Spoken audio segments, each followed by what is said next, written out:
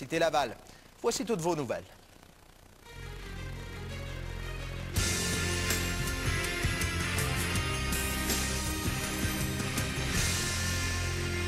Hier, on parlait de tracts haineux concernant Sodexo qui fournit les services alimentaires à l'Université Laval. Aujourd'hui, des étudiants sont arrêtés.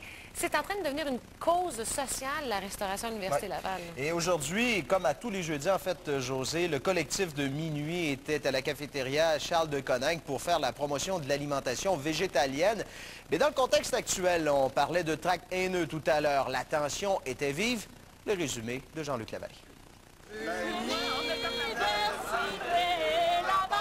C'était pacifique. Comme à tous les jeudis, un groupe d'étudiants distribuait gratuitement de la nourriture santé au pavillon de Coninck, histoire de protester contre l'entreprise qui a le monopole de la cafétéria. On a ici, dans le fond, un repas santé où les gens n'ont rien à payer sauf une contribution volontaire. Donc pour $1 ou 2. Manger, oui, c'est politique, puis encore plus ici, en ce moment. De nombreux agents de sécurité veillaient au grain, appréhendant des gestes criminels dans le contexte des tracts haineux qui incitent au vol et au vandalisme contre Sodexo, qui gère les comptoirs alimentaires. Même des policiers en civil étaient sur place. Vous savez peut-être que la firme Sodexo a fait l'objet d'une menace. On veut s'assurer que la sécurité des équipements de Sodexo présentement et des employés de Sodexo soit respectée. Ce n'est qu'à la toute fin de l'activité qu'il y a eu un dérapage pour une raison inexpliquée. Il n'y avait plus de caméra pour filmer la scène.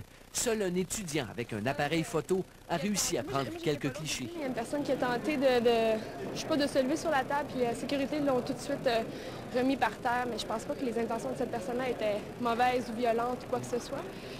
Puis à partir de là, ça allait générer beaucoup. Chacun a sa propre version pour expliquer l'échauffourée. Le feu aux poudres, c'est les agents de sécurité qui ont décidé d'arrêter quelqu'un pour absolument aucune raison. Un de nos constables aurait été bousculé. Et c'est par la suite qu'il y aurait eu un attroupement, des coups auraient été portés. Les agents de sécurité étaient mal pris, ils nous ont demandé de l'aide, donc c'est pour ça qu'on est intervenu. Il y a eu de l'abus, certainement, mais d'un autre côté, je pense qu'ils ont un petit peu pas eu le choix aussi parce qu'ils n'étaient pas capables d'arriver à tout maîtriser ça. On distribuait de façon très pacifique la bouffe, un acte de solidarité à la base. Pourquoi vous avez appelé la police à ce moment-là? On a appelé la police en renfort parce qu'il y avait un grand nombre de manifestants, plus grand nombre que nos agents. Dans tout ce brouhaha, 5 étudiants ont été arrêtés, mais ils ont été relâchés sur place. Alors, finalement, tout ce monde-là a été libéré, même l'arrestation pour voie de fait. Ça va être par voie de sommation, les autres, ça va être par biais d'infraction. Jean-Luc Lavallée, TQS, Québec. L'accident de la semaine dernière entre un autobus du RTC et un autobus... Ont été arrêtés par la police de Québec en début d'après-midi. Ils manifestaient contre la société Sodexo qui assure les services alimentaires sur le campus. Ils veulent gérer eux-mêmes la cafétéria du campus. Mais cette manifestation a mal tourné, comme nous le montre Guylaine Bussière. Voici des photographies prises par l'un des étudiants avant qu'il soit lui-même arrêté. 5 jeunes qui manifestaient pour s'opposer au monopole accordé à la société chargée des services alimentaires à l'université ont ici été arrêtés. Au moins une quinzaine de véhicules de police étaient sur place. Cette étudiante a vu ce qui s'est passé. Il y avait beaucoup d'arrestations qui se sont faites, d'après moi, pas vraiment nécessaires, puis très violentes aussi. Charles vient d'être relâché. C'est lui qui a pris ses photos avant son arrestation. Il y a eu une bousculade, puis là, je me suis fait tordre les bras par 2 agents de sécurité, je me suis fait étrangler. Ensuite de ça, la police est arrivée. Moi, quand la police est arrivée, j'ai fait ce qu'ils m'ont dit. Ils m'ont emmené dans la voiture. Pourtant, plus tôt dans la journée, rien ne laissait croire que la situation allait ainsi dégénérer. Il faudrait recommencer une fois qu'un de nos constables spéciaux aurait été bousculé. Et ce sont les policiers de la Ville de Québec qui sont intervenus. L'université explique qu'elle a voulu s'assurer l'appui des policiers après avoir reçu des menaces par la voie de ce tract en début de semaine. Des menaces qui visent la société qui offre les services alimentaires sur le campus. Mais personne ne sait réellement d'où proviennent ces menaces et rien n'indique que ces jeunes manifestants y sont liés. On a rarement vu un déploiement aussi grand de policiers pour un événement similaire. On a rarement vu aussi une incitation aux méfaits aussi grande qui a été faite en début de semaine. Et je crois que c'était responsable de notre part d'effectuer une surveillance appropriée compte tenu de la situation.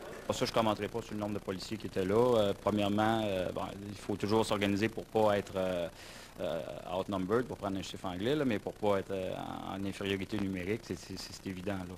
Mais là-dessus, je ne commenterai pas sur les façons que ça s'est passé. Là. Quant aux 5 jeunes arrêtés, ils ont été relâchés, mais ils devront se présenter devant le tribunal pour des accusations d'entrave au travail des policiers et dans un cas pour une accusation de voie de fait. Guylaine Bussière, Radio-Canada, Québec. D'ailleurs, il y a 30 000 étudiants qui ont fait la grève aujourd'hui dans plusieurs régions pour protester contre les compressions au programme des prêts et bourses. Toutefois, la région de Québec n'a pas encore emboîté le pas. Alex Levasseur, qu'est-ce qui se passe avec nos cégeps ici et notre université? Bon, alors il faut dire d'abord que du côté de Montréal, c'est 30 000 élèves dans la région de Montréal, de Sainte-Thérèse et de Sherbrooke qui ont déclenché cette grève générale illimitée. Par contre, il y en a 125 000 autres qui ont décidé de ne pas emboîter le pas et plutôt de négocier avec le ministre de l'Éducation. Ici à Québec, il n'y aura pas de grève non plus aujourd'hui. Le premier cégep à se prononcer, le cégep de Limoilou, a rejeté le moyen de pression à 50,4 %. Toutefois, on envisage d'autres moyens plus légers. On pense par exemple à un bed-in dès la semaine prochaine. Les cégeps François-Xavier Garneau, Lévis-Lauzon et Sainte-Foy ont des référendums en cours actuellement. On connaîtra donc les résultats au cours des prochains jours. Du côté de du cégep anglophone Saint-Laurent-Champlain, on a rejeté à 66 % un débrayage d'une seule journée. Du côté de l'Université Laval, ce n'est pas non plus un moyen privilégié parce qu'on se dit davantage préoccupé par d'autres questions comme les frais afférents et aussi la reprise en main des services alimentaires. Bon, il y avait quand même quelques étudiants qui ont manifesté tout à l'heure devant l'Assemblée nationale. Oui, mais très peu nombreux, à peine une vingtaine, provenant surtout du cégep Limoilou, campus Charlevoix, se sont rendus devant l'Assemblée nationale. Ils font partie de ces gens qui étaient en faveur du débrayage, mais évidemment qui n'étaient pas majoritaires. On va écouter d'ailleurs pour quelles raisons ils sont là. Ça a voté contre à 50,4 %, ce qui veut dire que la moitié des étudiants sont prêts à faire des moyens de pression. Puis ceux qui ont voté non, c'est qu'ils trouvaient le moyen de pression grève comme étant trop radical, mais ça ne va nous empêcher à rien de s'opposer parce que c'est pas parce qu'on vote non à une grève qu'on accepte ce que le gouvernement aurait fait à l'éducation. Alors là, il restera à voir maintenant ce que vont donner ces discussions là, avec le nouveau ministre de l'Éducation, M. Jean-Marc Fournier. Merci beaucoup, Alex. Plaisir. Plus tard dans l'émission, en faveur de cette grève et tout ça, qu'est-ce qui va se passer au cours des prochains jours, des prochaines semaines? Est-ce que ça affecte le mouvement étudiant? Je crois que la majorité des étudiants sont solidaires et croient à la légitimité des revendications, malgré que la majorité, certaines associations ont pas eu leur mandat de grève. Je crois qu'avec l'ampleur du mouvement étudiant et les 19 prochaines associations qui, cette semaine et la semaine prochaine, vont peut-être avoir leur mandat pour la grève à mesure que le mouvement étudiant va prendre de l'ampleur, la solidarité va se concertiser. Après ça, on va être plus solidaires. Tous les étudiants dans la province de Québec croient aux revendications. On est légitime avec le réinvestissement dans l'aide financière. Tout le monde y croit. Puis à mesure que ça va prendre de l'ampleur, tout le monde va embarquer. Puis ça va être un mouvement solidaire. Les étudiants se tiennent debout. Puis ça va bien aller. Puis on va de l'avant avec cela. Puis tout va bien se passer dans les prochaines semaines. J'ai confiance au mouvement étudiant. Merci beaucoup, M. Fortin. Vous rappelez, Pierre, en terminant, que du côté du cégep Lévis-Lauzon, les résultats du vote seront connus demain. Et pour ce qui est des autres cégeps de la région, ça va se faire la semaine prochaine. Merci, Nicolas. Au revoir.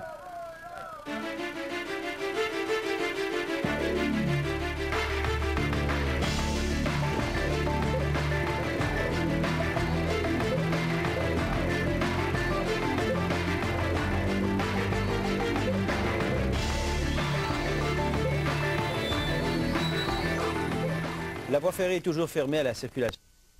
De plus en plus ardu entre le gouvernement Charest et les employés de l'État. À Montréal, il y a une trentaine de manifestants déguisés en hommes d'affaires qui ont forcé la présidente du Conseil du Trésor, Monique Jérôme Forget, à interrompre un discours qu'elle devait prononcer devant le Cercle canadien sur les PPP, les partenariats publics-privés. Lynn Pagé a assisté à l'affrontement. Tout était calme au départ à ce dîner devant les hommes d'affaires du Cercle canadien de Montréal. Mais la présidente du Conseil du Trésor n'a pu prononcer que quelques phrases. Des différents enjeux qui entourent les partenariats publics-privés. On n'a jamais voté pour ça! Une trentaine de manifestants, dont des fonctionnaires et des enseignants, ont interrompu la ministre Jérôme Forget. Ils étaient passés inaperçus jusque-là, assis aux tables comme les autres gens d'affaires. Ils avaient même payé leur repas. Je suis pas venu écouter ça, cette affaire-là. Vous n'êtes pas venu écouter ça? Les manifestants n'ont pas voulu regagner leur place. Après quelques instants de réflexion, la ministre a décidé de quitter la salle sous les applaudissements des gens d'affaires et les sifflets des manifestants. Il y a 350 000 personnes qui sont sans contrat de travail. Il y a 200 000 étudiants actuellement qui attendent dans la rue sur la question des prêts et bourses. Il y a les gens dans les CPE. Il y a tous les groupes sociaux qui sont en attente de ce gouvernement-là. Et si elle veut faire des discours, là, elle aimera la faire demain à ses employés. Il va sans dire que la manifestation a beaucoup déplu au Cercle canadien. Mais je trouve que c'est pas vraiment la démocratie, ce qu'on voit aujourd'hui. Je trouve ça tout à fait déplorable que des gens viennent saboter une rencontre. Quelques heures plus tard, Monique Jérôme Forgette a commenté l'incident. Je vois bien le mécontentement, mais par ailleurs, j'estime, qu'on est à l'intérieur, dans le fond, de le mandat qu'on a. On a dit qu'on allait faire ça, on a dit qu'on s'en allait dans cette direction-là, on a dit qu'on allait faire des partenariats publics-privés, et moi, je suis déterminée à poursuivre. Quant aux syndiqués, ils ont l'intention de multiplier les manifestations. Ça fait du grabuge, dans le fond, c'est ça, on en est rendu là. Les moyens polis, on les a fait. Le printemps s'annonce très chaud entre le gouvernement Charest et les employés de l'État. Lynne Pagé, Radio-Canada, Montréal.